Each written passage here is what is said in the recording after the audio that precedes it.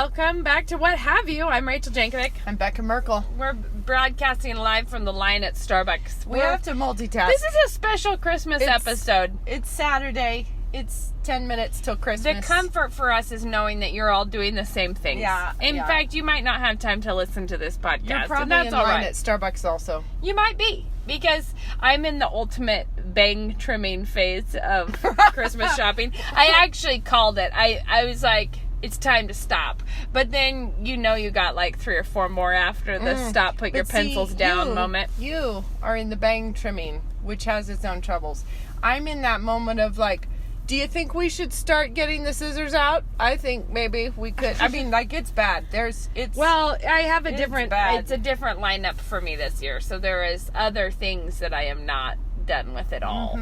But this I have pretty much. But see, like, have I purchased food for Sabbath tonight? No, I haven't. Have I purchased things for Christmas dinner? Not yet. No. Have I? So the food side of this is what is on my plate. Yeah. Well, I'm not to the food yet. I'm still trying to wonder about gifts. And, of course, I have passed the deadline for even Amazon Prime to help me. So, whatever it is, it's going to be local, you guys. You're going to love it. We've already started the talks about how you're going to be disappointed with our kids. I think it's very funny. People think this is crazy, but it makes for the sweetest, best Christmases. Like, we do not psych our kids up for, you're going to get amazing presents. Can you even believe that you're going to get presents? No. Like, can you even, it's presents. We do not do that. Like, we have a lot of presents, but we start talking to them about the gifts. Like, Dad will say this, and so we've talked with our kids about this, that, like, the point of giving gifts is to give yourself, like, that you are giving yourself. Yeah. And that when you're receiving gifts, you're receiving the person who gave it to you. Like, you are saying, I appreciate the love you're showing me, and I love you also when you open gifts. And we were really laughing with our kids about, like, well, we're just talking, like, there will be someone who gets something you wish you got. Totally. That is happening. Totally. Like, that's going to happen. So when it happens, you should be like, there it is. That's what I'm not going to have a problem about. Well, and also just not having an eye on that as a question. Yeah, Like, being a sidelong glancer, professional. a professional sidelong glancer will only have a bad time on Christmas. I need to say that since we just brought this up about being a professional sidelong glancer, that Let's just pause to say every human is born already as a professional. This is a problem. This is a problem for the humanity. Well, I was sent a book by Tilly Dillahay called Seeing Green, like, don't let envy color your joy, or something like that. And anyways, I read it, and if you are a person who struggles with envy, this is, or even someone that thinks you maybe sort of struggle with envy, you should probably read something like this, because it's a good book. It's just a biblical approach to what's happening with envy. But it's also just, it's something that could do you good to think thoroughly about the topic. Like, to actually not think of it as being like, it's like envy can be for people like a couple fruit flies in your house. And you should go find where the rotting banana is. Do you know what I mean? Like if you keep having fruit flies, and you keep being like, well, it's a pretty little problem I'm having here. It's like, it is, but it's also an endlessly little problem that will very soon corrupt your whole home. It can get real gross. One time I had a bunch of flies just spontaneously erupt in my house. They do that. Little teeny ones. You know that those, you mean flies, like house flies? No. I mean like little teeny weeny fruit flies. Yeah. And I didn't They're all teeny weeny. But you know what they did? And Praise the Lord. I felt like this was very insulting of them. And this is what I mean by it can get into a gross problem. I had a whole bunch of vinegars in my cupboard with pour spouts. And they all went in and died. Died. Flotillas of dead flies in every bottle. Like, every bottle. And that is just harsh and mean-spirited. And guys, we have to order. Just a minute. What do you want? Starbucks, can we get started for you today? Yes, I would like a tall chai tea latte, please, and actually, I haven't had one of those in forever. Get me one of those. Actually, we're gonna make that 2 of those, please. Are they? Is it non-fat? Awesome. Anything else? No, that's it. Thanks. Perfect. It'll be I'm living the Christmas dream, people. I think I'm getting 2%. I think we might be just drinking the cream right now. Living the Christmas dream. It's the Christmas week. We So, gotta power up. Anyway, so they dyed in your vinegars? all my vinegars, Oh. and they were like matte, and it was funny because it was like one day That's I was funny like, because that's how you trap them. yeah, because I was So, like, yeah. what are all these flies here? What's going on? And then they were gone, and I was like, oh, all right. And then I get out one of my vinegars, and it's like, what is this strange floaty mass in my bottle? That is the worst thing I've ever even thought of. Yeah. So if anybody ever feels like putting pour spouts in your vinegar, I'm here to tell you. I'll tell you how Don't to do it feel unless like it. there's a lid on it. This is how you treat a fruit fly. We used to have a more problem with fruit flies at our last house because there was a pear tree outside that would just made pears up in the way high branches. And then it would drop them when they were already like too ripe. sog bombs, like, and they would just be like, and so if you didn't pick those up in like 30 seconds, it was by the back door. So then the kids would go out and in would come all these fruit flies. Yeah, looking for your vinegar. It was pretty evil. If they can find it. So you'd have like a banana in your house or like a peach, and the fruit flies would all come galloping in to check it out, and you're like, no. So I would keep it anyways. But what helps you to really feel like a Ghostbuster is a vacuum, because you can vacuum up fruit flies because they're too lightweight to resist. But you know how they're very difficult to catch any other way. They kind of just poof, like they poof away all the time. But vacuums, boy, they can't resist it. So you just vacuum them up out of the air. You're just catching them with the hose out of the air. This is a seasonal tip for you. Yeah, it is. Seasonal, not this season, but We've got several tips. Cap your pour spouts. I actually saved up a tip for today. Did you? Yeah. We'll save it till the end. 'cause It's we haven't actually even a really, started. I find it entertaining and funny, but so earnest. All right. I won't give you my tips yet. I'm sorry that I sailed away with the fruit flies. Okay, we should go back though to You were envy, talking because about we're talking envy. about envy, and I'm saying that like it's so important to think of Christmas and the gift giving and buying and all this is you want to bless other people. And so what I was telling my kids is I was like, guys, here's how it is. I love you all. This is our dinner table conversation. I try my hardest to get everyone fun gifts that they will really love. It's like, but I can't do a perfect job. And so it's important that you all just know that this is us trying to love on each of you, which I think is very funny. And Basically, they're it's your great big, with it. it's They have the no thought that counts message. but then and Luke was like, yeah, because the gift is about the giver giving themselves to you, like loving you and giving themselves to you. And I was like, yeah, and sometimes you may open up that box and be like, whoa, mom is not looking like her best right now. Indeed. Like, and I still expect you to love me. Yeah. Even when I did something super weird so or odd. got you the thing that I got you last year and forgot about, or Hello, how's it going? Good, thanks. How are you? Doing well, thanks. Good. 774 for you. All right. we only have a 20. You want to pay with a 20? I'll give you change. Yeah. How much was it? $7.74. Guys, sorry. Here you are with us. They don't mind. They're drinking one too. Oh, they're having that same problem. Yeah. So I owe you $17 ish, right? Yeah. And Because I would never sport you. can make I'm gonna take change off my out of coat my- in this interruptive time. I'm gonna take off my coat. Okay. There you are. Thank you. Wow, what's this Christmas flames? Yeah. Hanging out by the heart. Yeah, lighting yourself on fire. Apparently, That too. I don't know why I just said I owed you $17. because I gave you a 20. So then I keep the change. Yeah. Weird. Here, you have that. $12.26 by Thanks very much. Here, you have the 26. 'cause No, I you think- keep that part. Then I'll be even. No, I think I still owe you like 32 cents or something. But I don't care about that. 37? I'm gonna give myself to you that way this Christmas. I appreciate it. Yeah, it's a real bonus for me. Appreciate it. I think that I could have just made money right there. If I had Been thinking? If I'd been thinking, I could have taken Rachel's 20, taken the change, kept No, the other because- change. Anyway, go ahead. You mean I would have just paid you to take me out for a coffee?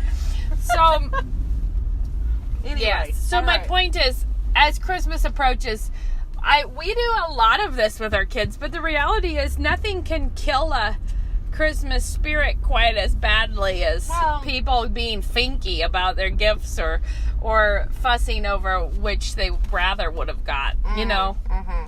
So if you get yourself some random gift this Christmas, just chalk it up to Someone's fun not and having their frolic. best hair day. Yeah, Someone, it's you're just like, fun. ah, It's all look at right. that. We don't have Christmas as a way to enrich ourselves. You know, it's not like... It's actually really funny because there's this bit in the Odyssey. If you haven't read the Odyssey lately, everyone, let me give you a recap. So, Odysseus hasn't made it home. His son's running around trying to figure it out. He goes to visit Menelaus in Sparta. And Menelaus has only just returned himself from the Trojan War. Because he too had things go wrong on his journey. And It wasn't a real quick trip back. no, should have been. Should have been like 4 days home, but then they accidentally blew away to Egypt, so that slows you It got down. complicated. Anyway, he says, and then what they did is they just traveled around collecting hospitality gifts. And so, Getting rich. so he just made a lot of money off of going around visiting people, and then they would give you these big gifts and gold, and Well, it's that was always the thing- tripods. that was the They thing gave in- each other tripods a lot. That, Anyway, that was a thing in England, like, not, well, sort of, when the queen, when the royal family would just sort of come through and devastate an estate because they would come to stay there, and it was like no Yeah. expense spared by anyone, and then Yeah. they would leave yeah, and there with you were. everyone indebted. In the poorhouse. Yeah. But the thing is Menelaus's sort of approach is just travel about, drop in and collect a lot of gifts, and then come home quite wealthy. Uh-huh. And And that's not Christmas. and that isn't how you should look at Christmas. Is here's my big shot to collect all the gifts. and it is really important to think about it, that it, like, what the human heart wants to do about it. Like, it wants to be like, look at me working harder than everyone. Look at everyone not being thoughtful of me. Look at, like, your heart wants to be a little piggy at Christmas. And the goal is to not have it do that. Whenever you're looking at yourself metaphorically in the mirror and making your sad face, like checking your Am I being a little piggy? checking your little poignant eyes, your little sad eyes that you're making. You know, like, haven't we talked about I've never thought, probably, except for all of a sudden I'm thinking how pertinent. This little piggy went to market. This little piggy stayed home. This little piggy had roast beef. And this little piggy had none. And don't be the little Don't piggy be the one going who wee, cries wee, wee, wee, wee.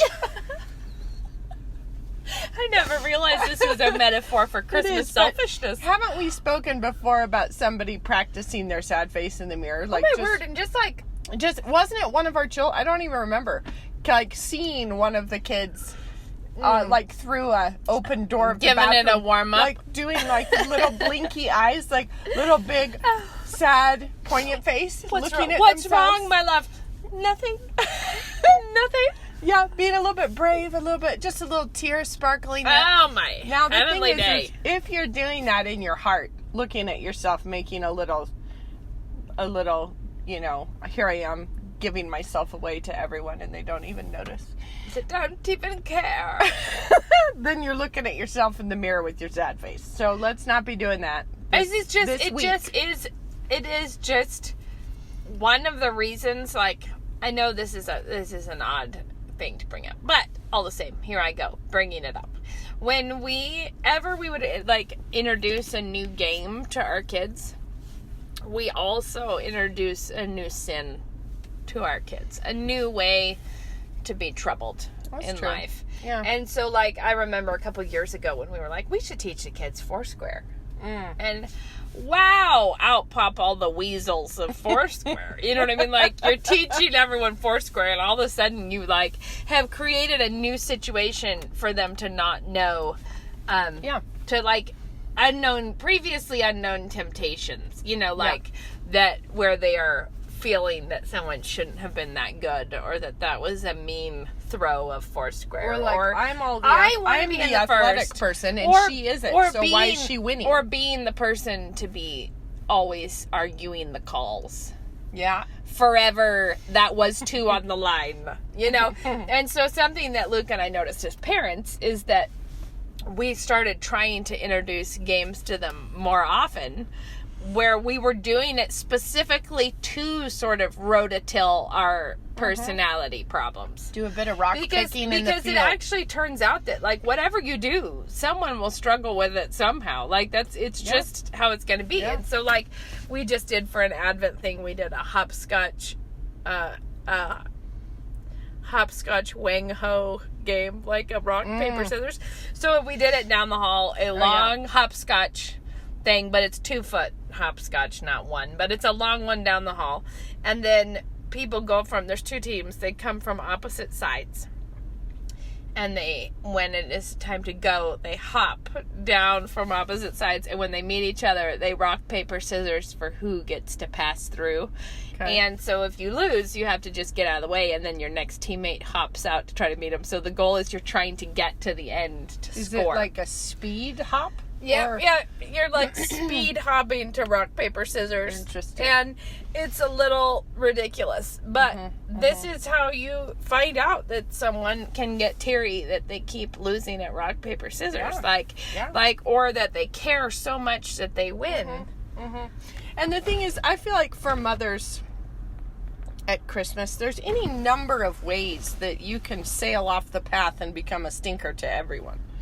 And it might be that you feel like you should have the day off just like everyone else has the day off, and they're all lying around. Or it might just be that reading their new you were not book. spiritually prepared for all the scotch tape and twisty ties. Or it's like now there's glitter everywhere, and I spent so long trying to clean everything up. does no one love me? And then, or maybe it's that you really don't want to let everyone lie around and read their new books and eat their M&Ms and have fun. And I don't know. Yeah, There's just a lot of different places and ways and means.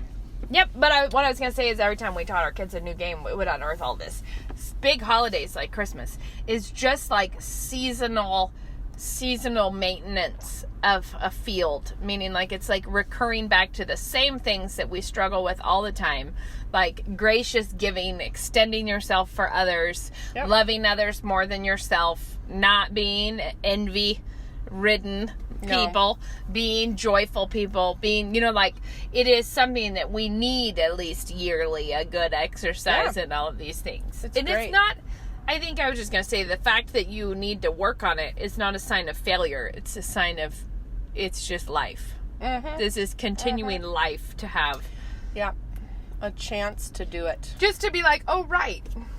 I remember this now. Or sidelong glancing. This is another one you could do. Another way you could lose. Perfect. Instead of sidelong glancing around your living room at other people who you get more than you, or take it to the internet? who are not. No, I mean more like sidelong glancing across town at the other family who had a much more picturesque and beautiful and well executed and organized and attractive and thoughtful Christmas than we had at our house, where 'cause we're everything just has like We can't packing have peanuts. nice things. Packing peanuts everywhere, and I hate it. It's so much is that thing that better is a dinner of herbs where love is than the best of all things. And that no matter how good your Christmas is, you can make it terrible with your own, like, no matter how epic all the externals, you are fully equipped to make it a horror show for everyone. Like, I'm a little suddenly thrown though, because it just occurred to me we're going to do given everybody's recent musical house thing that is happening, we are doing our broader family, the Wilson side of the family, Christmas morning. We're doing it on Christmas Eve morning, which we've done before, but only if it's like Christmas is a Sunday. we did it last year, right? Because Christmas was on Christmas Sunday. was a Sunday, so we did it Christmas Eve. And, you always have to adjust everything when it's Christmas is on a Sunday. So, but this year we're doing it just because of the locations and how it's all going to work out. And it suddenly hit me that actually means that I need to do a Christmas breakfast this year, because usually we have a small Christmas breakfast. Yeah. That is bacon and a coffee cake and coffee, and then we go and do a big brunch. But this year we won't have the big brunch. So I'm like, we're going to have to come up with a new thing here. And I'm going to need to think about it now, because once when I was in England, we were there for 3 Christmases. The very first one, it did not even dawn on me until Christmas Eve, late in the afternoon, that I had to make Christmas dinner. I had never made Christmas dinner before. We always would go to Mom's. And I knew, like, Thanksgiving had been on my radar. Like, I will have to do Thanksgiving this year. And I did it. And it was like I had been thinking about it for ages. And I did it. But suddenly, Christmas Eve, I was like, oh, Christmas dinner. Like, have nachos? What? And so I went dashing off to the store, which was sold out of every single thing, because they were going to be closing at 4 o'clock on Christmas Eve, closed Christmas Day, and I think, were they closed Boxing Day too? I can't remember, but it was like it was going to be a thing. Like, I needed to get a lot of food in a hustle. And I got to the store at like 3:20, and they were closing at 4, and they were going to be closed, so there was like no meat left whatsoever. I came home with a large fish for Christmas dinner. And so I just feel like, oh my word. Better a Christmas dinner of fish where love is. And it actually turned out to be a really fun Christmas dinner. It was a great big fish, and I did something interesting to it. I can't remember. I stuffed it with something. Anyway, the point is, it wasn't exactly a Christmas dinner that you would have planned. Right, wasn't your and fave. Suddenly I was having that feeling about, oh, people are going to be hungry on Christmas in the morning. Yeah. And I'm gonna have to go ahead and... But you already do coffee cake, don't you? I do, but it's not a filling coffee cake. It's that little sort of jam one, and I only ever make it on Christmas. It's like the one time it shows up in my life. And then bacon and coffee, and that's always fun. All but you it's have like to do is like morning. throw in a quiche or a like still Something. But it has to be festive. It's like it's a Christmas thing. We gotta do this thing. So anyway, that's on my to-do list today, guys, is buy all the presents for all the people locally. Do that. Also plan Christmas food. And Christmas Eve food, because we have various festivities on Christmas Eve. I gotta do that too. Anyway, oh man. Here we are. Would you like to all hear my to-do list? I'm sure it would be enthralling. I won't respond with my to-do list. No, I don't think that the universe needs more to-do lists right now. We can just leave that off the airwaves. So, is there anything else we should talk about on this Saturday morning? How's the Bible reading Christmas challenge going for you? Oh, it's good. You know, I weirdly, my spiritual gift is sleeping. It's a thing I can do. I crash hard and I don't wake up. Like, that's kind of my thing.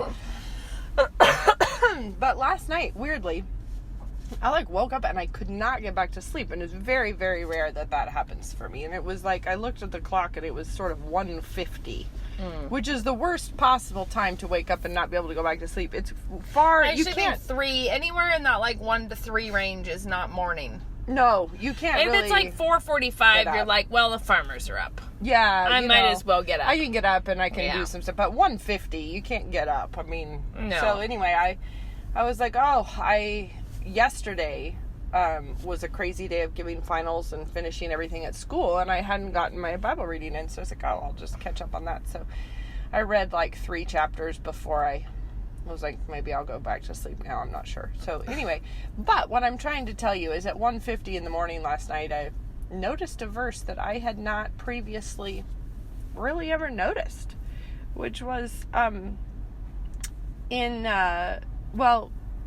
whenever you read the crucifixion story, Pilate always comes off to me as like a sad, semi-sympathetic. He's not. I mean, he isn't. He's bad. Yeah, but he's sad. Like, he doesn't know how to stand up to people. Yeah, you feel like, I don't know. There's something about Pilate. Now, I think I was talking to my husband about this, and he was like, "No, if you know anything about Pilate and his other things we know about him, is he was not a good man. You know, he was not a person to feel sorry for." But the verse Is that an owl? I think it's a big bird of prey. It's large and floaty, though. I wouldn't be hunting. It must be a hawk right now, because an owl wouldn't be out and about. No. It was huge. This is a very confused owl.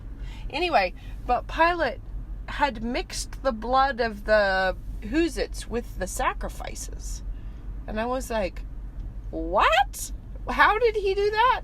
And then it's when Jesus goes on to, talk about the tower that fell on whatever. And it was just sort of this casual reference to, and then they found out that Pilate had mixed the blood of I want to say the Gadarenes, and that's wrong because those were the swine. It starts with a G. Anyway, he'd mixed was it 150 and I was making stuff up? I don't know, but I'm not No. I like how much I'm not connecting with this. I'm like, you would think I would know what you're talking about, but I don't know what you're talking Well, about. it's just one sort of throwaway Something remark. that I think is really interesting, and I brought this up if you're in the Facebook group, no doubt you've already seen me talking about this at length because I keep thinking it's interesting. But it's mostly what is standing out to me is how continuous reading of the Bible makes things make sense to you that didn't make sense to you before. Yeah. And that sometimes you run into something that you have even thought about and come up blank. Yeah. Like where you're just like, I don't see this. I don't get it. I'm not sure what this is doing there. And then one time you read it and it like chokes you up and moves you and you have this whole like, oh my word. That for me I always thought that incident with David and the census was bizarre. Yeah. And kind of like this bizarre incident that just kind of is thrown in there. Like, remember then when 70,000 people died in a plague because Davis took a census and you're just like, wow, that's weird. David. Not Davis. Anyway. I don't think I said Davis. I think you said Davis. Well, let's get it right. David. When David took a census. So, whatever the case. I used to, I have read that multiple times and really come away with nothing from it. And then all of a sudden this time, it was just blowing me away with all of the significance of this moment. Yeah. But the thing that I think is interesting, and now that I've thought of it, we'll see if this comes up more in my reading, if it's a thing that. Sure. So, if you haven't read this recently, it's when David is moved but it's a really confusing story because it does actually say that God incited David to take a census. It does actually mention that God made David sin this way in some way. It's a theologically. I think it's like God hardens Pharaoh's heart and Right, Pharaoh but- hardens Pharaoh's heart. Both of them do. Yes, but it does say that God, Yeah. Yep. However is the appropriate term is probably whatever word was actually used in the passage. But Yeah. but it does say that. And so then David takes a census, which is sort of like drafting all the men into the army, I think. I think it was it's like enrolling men in the army, the census. And it is something that you're not allowed to do without God telling you to do it. So it was a big sin on David's part. Well, and even Joab was like, Yeah, Joab, who's hardly the wholesome man. No, but he's Joab like, is "Are like, you why, sure?" my king? I think that you don't really want me to do this. And he was like, yes. And Joab's like, I don't think it's a good call. So off they go. And then as soon as they come back to David, he says, I've sinned. Yeah. It's not like David. It's like he knows right away he should not have done it. He is guilt-stricken when they tell him the number. And so then he tells God he's sinned, and God gives him a multiple choice option. I'm sorry. What just happened? It's so weird.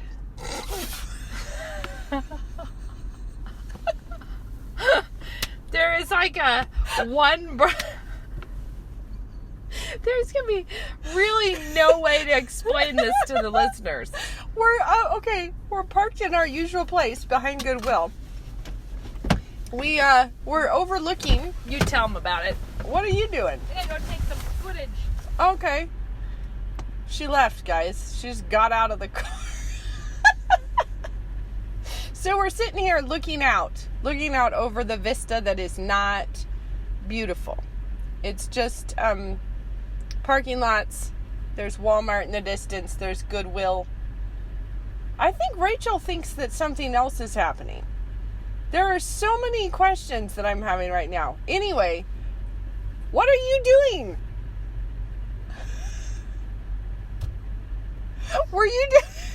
You and I are speaking of two very different things. What are you talking about? What were you pointing at? Okay, I was pointing at a person. I'm not sure what gender. So Rachel just paused it. I paused Now it. we're really confused. No, here's the thing. Okay, so we're looking out over this not attractive vista of parking lots, but it is a parking lot. It's not like a field of great solitude. It's just a parking lot in front of like a appliance store. Anyway, no, there was a person standing right bang in the middle of the parking lot, apparently wearing no pants, who suddenly just began to put on a pair of pants, like in the middle of the parking lot. Got himself or herself all in there, put them on, buttoned them up, and then strolled off. And that's when I went, what? And I pointed. And then Rachel thought I was pointing at a weed that she thought was weird. And so she hopped out of the car to go take a look-see at the weed.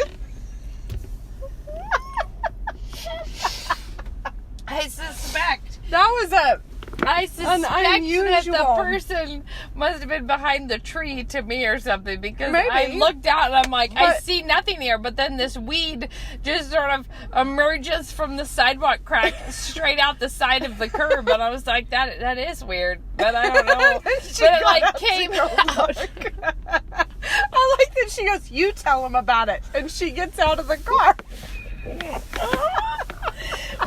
We're firing on all of our best cylinders right now. Anyway, we were just talking about the census, and then Yeah, I stalled so out Rebecca about started making shocked faces. So in the census, the thing that really stood out to me in that this time is that, Joab thinks it's a bad idea. David repents. God says you can have 7 years of famine, 3 months being pursued before your enemies, or 3 days of plague. And Yeah. David chooses the plague.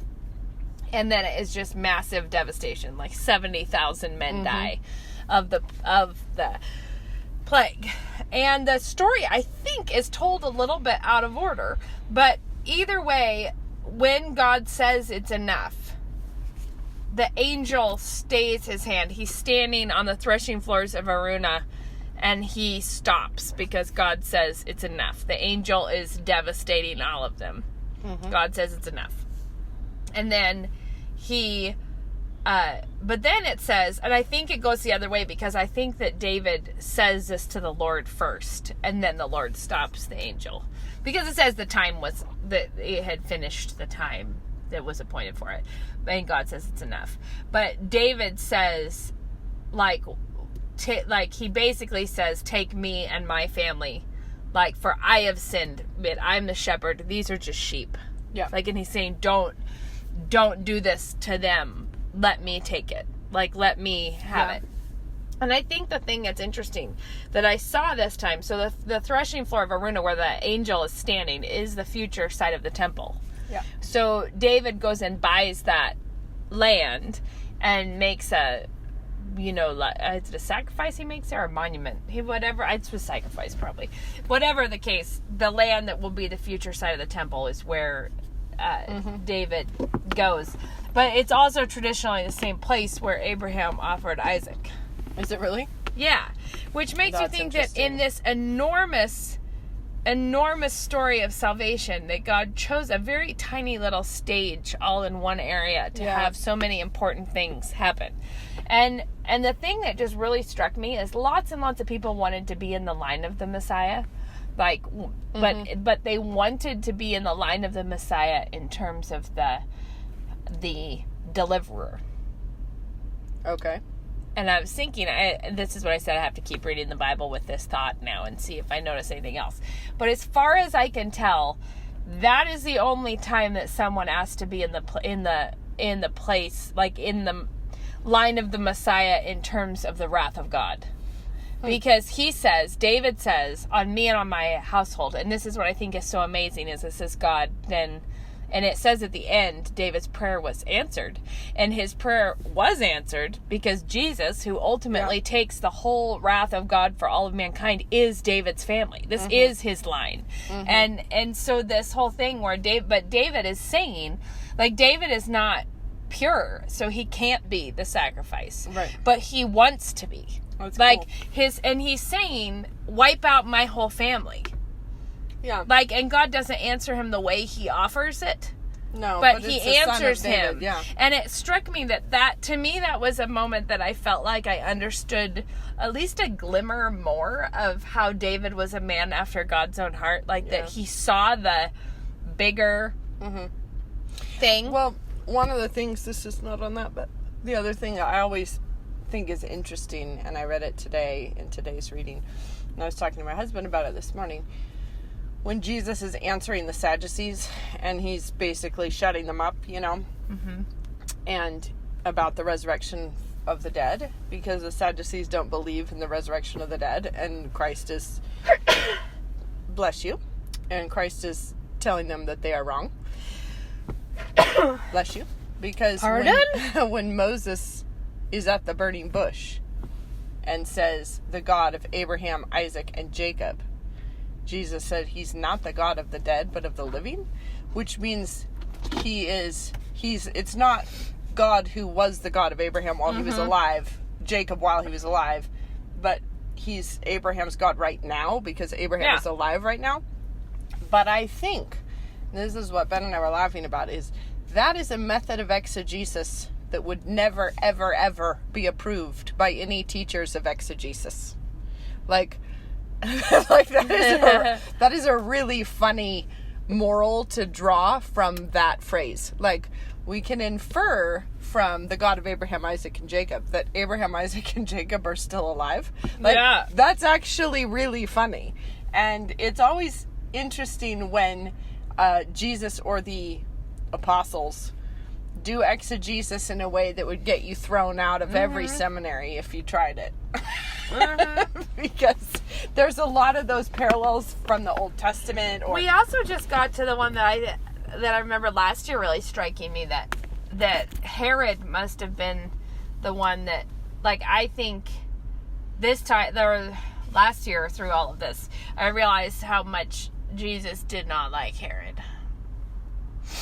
I don't know that anyone liked Herod. I know, except for I saw, After right? They got friends. Together, They became friends that day, they bonded. But it's an amazing part of the story that when, you know, that Herod beheading John the Baptist for entertainment.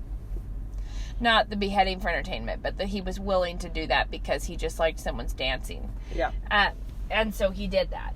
And when Jesus hears that, he hates it. But then we just read the part where Jesus refers to Herod as the sly fox, like as that fox. Well, then later in the crucifixion, when Herod has him like dressed up and has him come and wants him to like do miracles as tricks, like he wants him to be his entertainment again. Yeah. But it says Jesus spoke nothing. Yeah. And I thought to myself, I bet you that was a time when Jesus was being and always tempted like us and yet without sin. Like that this was a time where he did not destroy Herod. He did not, what he had the capacity to do to Herod, he did not do because it was not what he was supposed to be doing right then. And he just endured it.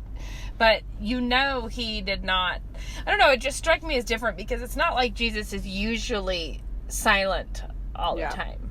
Yeah. Like, that is abnormal. Like, he's teaching in the temple. He responds to people. He makes them silent. But it is not often that he himself just is silent. And I thought, in that moment, and then they sent him away, but that's how Pilate and Herod got together. Yeah. Right? Yeah. They were... Previously, they had not gotten along, but now they had not met or something. No, they were enemies up until that day. Yeah, and then they were friends. And then after that, they really got along. I need to interject that I think I have a piece of glitter in my eye because that's seasonal. Yeah, but look, there's glitter all over my car right there. You know why? Because I went to your Christmas party and you had that glitter ribbon. It's red and... Did it have glitter on it? Oh, it was so glittered. Really? Yeah. Interesting. Well, I have one. See, you can see I have some right here, and my eye is just driving me nuts right now. But, oh yeah, the Christmas party. We spoke of it last time. It happened. We did a Christmas party. And Rachel's children are all stars. If you ever need a crew to work a party, I recommend her children. I felt a little bad the next day because, well, my older kids all love it. They want to do it forever. And You actually, have all glitter the on your face also. I'm just going to throw whose that fault out is there. that? I don't know. So it's not actually. All of my kids like to be there for this. But the next day, because they still had school, the next day my 6-year-old got a text from the teacher that he had a headache. You're like, you And don't I was say. like, well, he was just working in the kitchen until Well, 10 p.m., the so I thing wonder is- why. He's just having a hard, I know, because he's it just tired. it was, not only was it a weekday late, it was finals week for my kids. And they were all total champions, and they were working too, and 2 of them had basketball games, and then they showed up and worked. And They have fun. Our it was kids great. like to do that kind It of was stuff. super great. And I did Is it time for... manage to get all the cooking done, and life was exciting because Yeah, that it is in the happens. It was rearview mirror. good. Food was good. It's still all over my kitchen table. I still have piles of everything everywhere. But the work of a moment. It'll be easy. So I have to bring up, now I can do my tip, right? Do your tip, Rach. Just give it I'm to us. so ready to share my Bring tip with you. your tip forth. You guys are gonna laugh. This is a tip from the Department of Treat Yourself.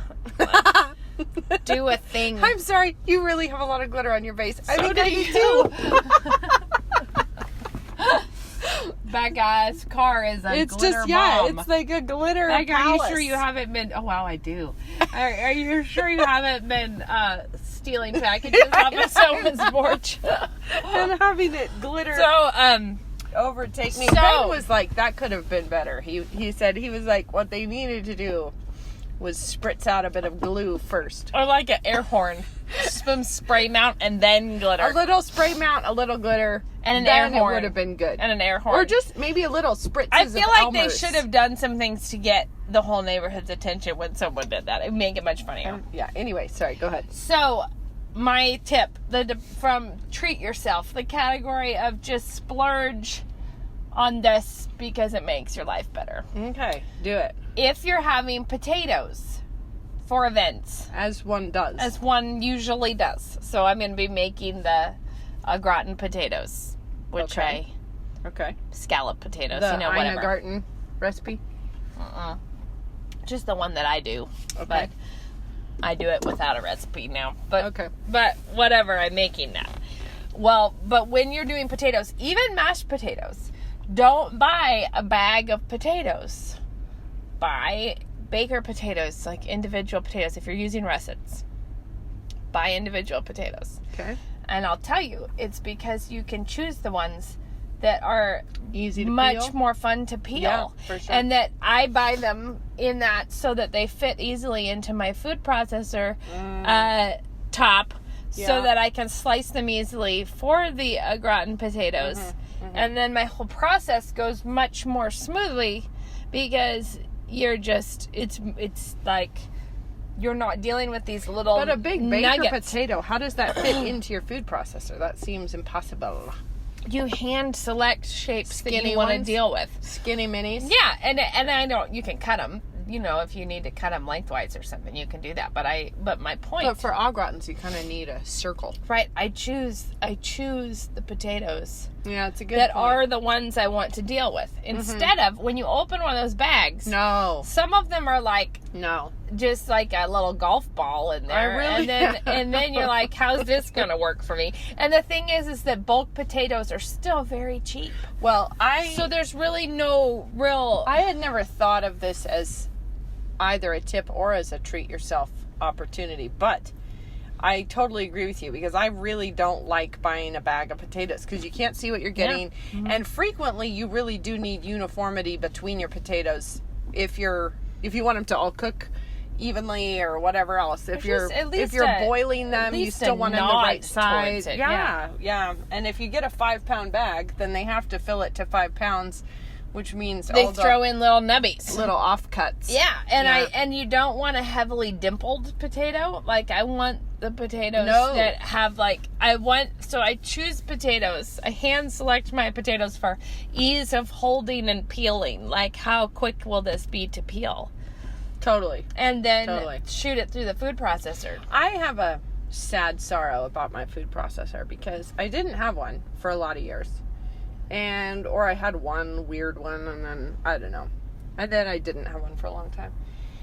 And then my husband got me one for Christmas. It might have been last year, and it was a big, awesome one. Like, a really great one. It's sort of like big size, had all the different, like, it's a nice food processor.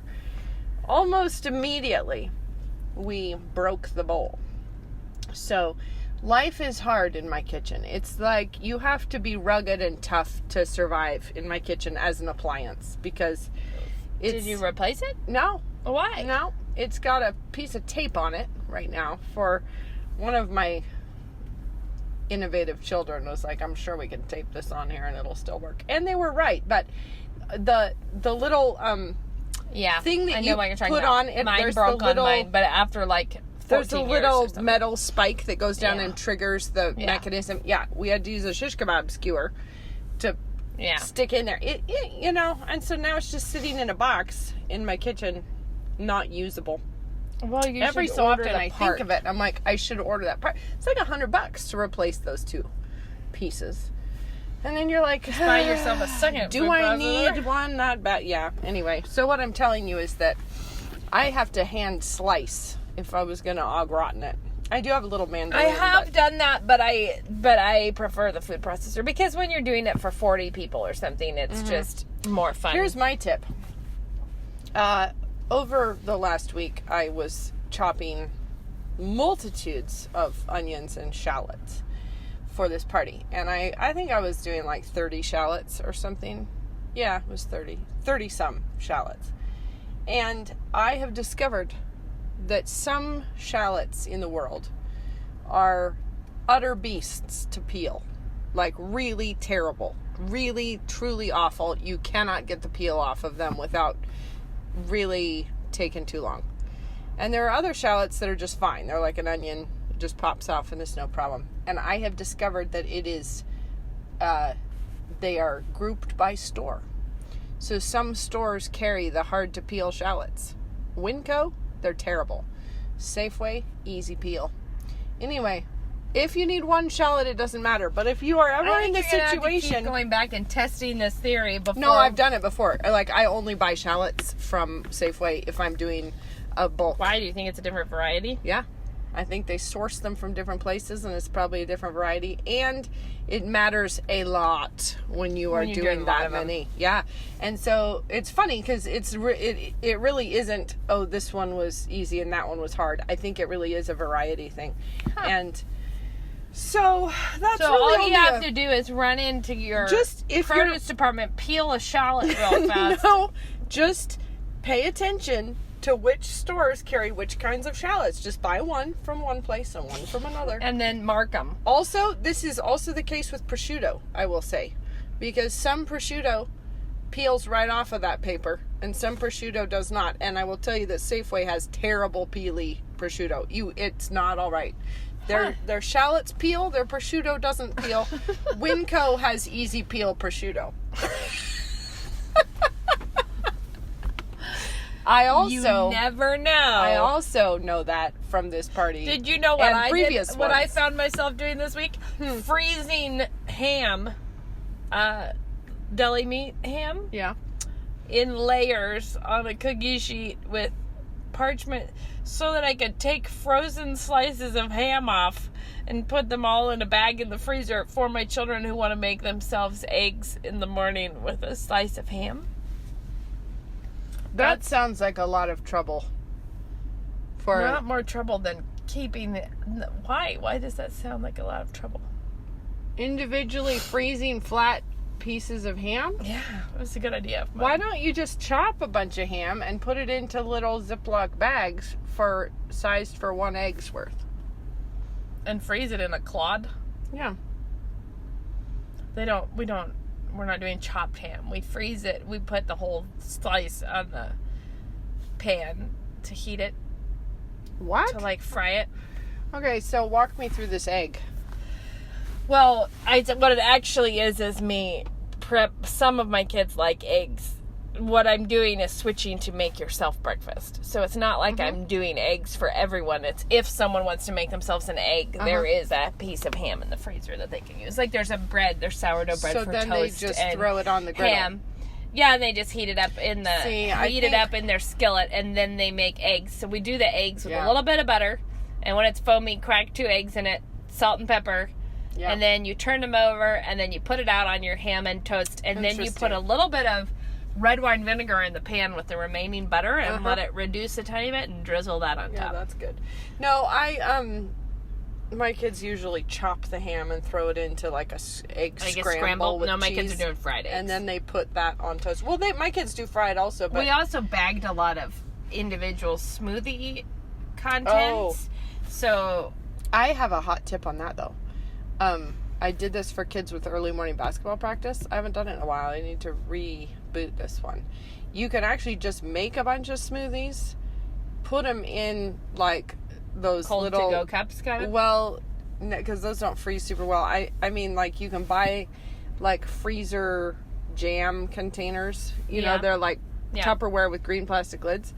If you freeze the smoothie like already done, they can grab it and take it, and it's still like it'll melt just a little bit and then be totally drinkable by the time they need it. That's nice. Yeah, and I have done the bagged smoothie thing too. That's always handy. I'm doing it because I'm switching to make your own breakfast, which means that some kids want smoothies, some want fried eggs, some want toast. So I have this. Yeah, we have been in the make your own breakfast for quite some time in the world, and it is true that everyone does their own thing, and I always wonder why did we have to dirty 94 different frying pans for eggs? You know, when I bought one you come pan away with that all is the different one pan pans they can use for their eggs. So yeah, but they if it's busy or dirty, then mine tend to just grab a new one. Yeah. And there you are. Well, I have a theory. I'm working on it where it is, let there be no sign you were here. I need to work on that theory too, but I think I need to master it myself before I can. It's actually been a really funny growing phase, because now I make myself coffee and sit at the counter and tell them, you gonna clean up those crumbs? That's smart. Let me see you follow through on that cleaning out the blender. That was a strangely renegade bunch of tips, but I think we need to go because I have to go buy all the Christmas presents. The time is nigh. All of them of all the land. All I'm right, gonna go buy them now. We'll talk to you all later. Guys, it's been good. Have a good Christmas. Bye. Bye.